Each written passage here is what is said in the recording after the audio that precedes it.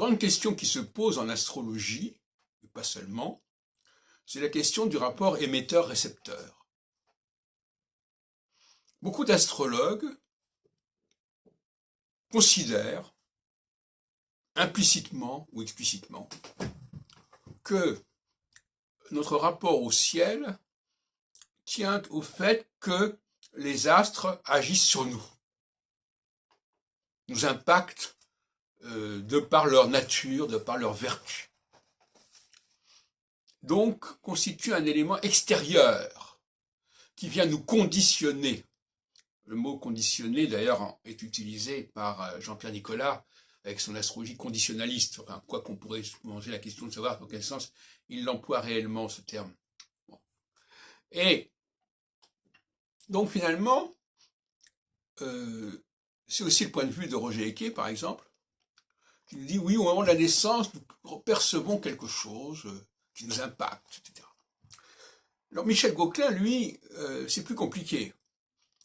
Michel Gauquelin dit, par exemple, à un moment donné, qu'il y a des accouchements qui sont provoqués et qui feraient que la correspondance entre les astres et l'homme et sa catégorie professionnelle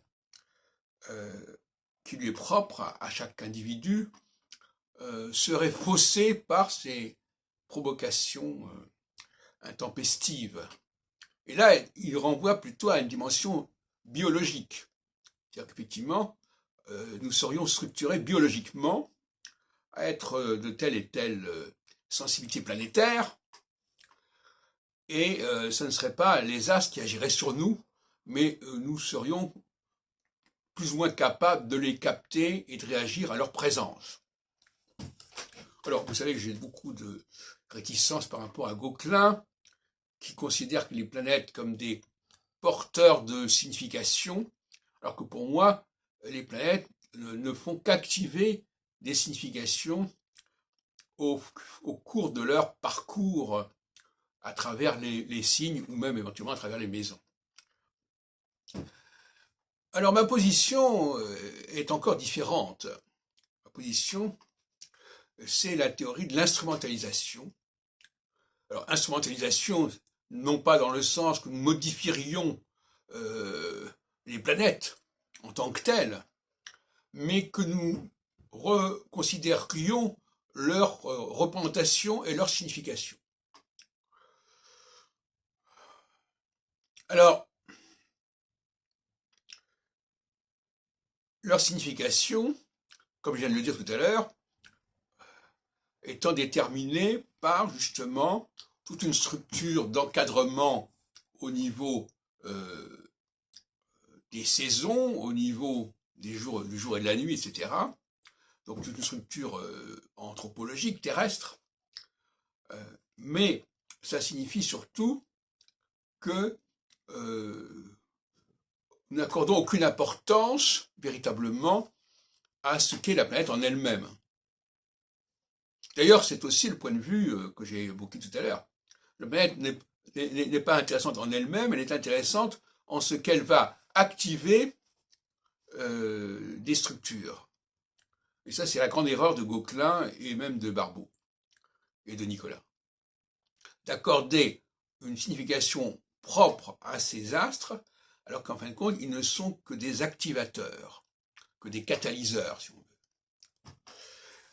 Et par conséquent, ce qui est intéressant ici, c'est la notion de réception, de récepteur. Selon notre capacité de réception, de captation, de scannérisation, si on voudra, nous ne captons pas les mêmes choses. Et nous, comme un récepteur radio ou télévision ou autre chose, ne capte pas les mêmes choses pour toutes sortes de raisons. Et donc, la biologie est essentielle ici. La biologie est essentielle.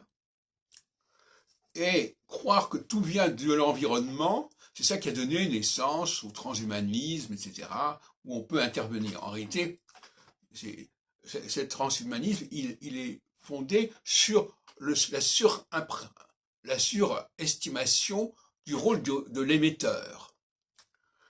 Mais si on accorde la plus grande importance au rôle du récepteur, le conditionnement extérieur devient quelque chose de secondaire.